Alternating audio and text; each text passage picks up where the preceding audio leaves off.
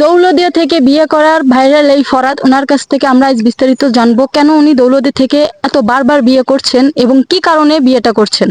আচ্ছা ভাই, আপনি দৌলতদিয়া থেকে কেন এত বারবার বিয়ে করতেছেন বা এটার কারণটা কি?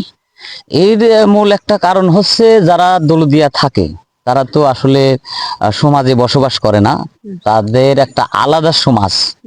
আসলে আমি চাচ্ছি যে তাদেরকে আমাদের একটা সুশীল সমাজের মধ্যে নিয়ে আসি এবং তারা মানে বেপরোয়াভাবে মানে অশ্লীল কোনো কাজ না করে আমাদের সমাজে এসে তারা 5 ওয়াক্ত নামাজ কালাম পড়বে, আল্লাহ তাদেরকে হিদায়াত দিবে, তারা ভালো কাজ করবে, ভালো পথে চলবে, যাতে আর 5টা মেয়ে দেখে তারা যাতে সতর্ক হয়।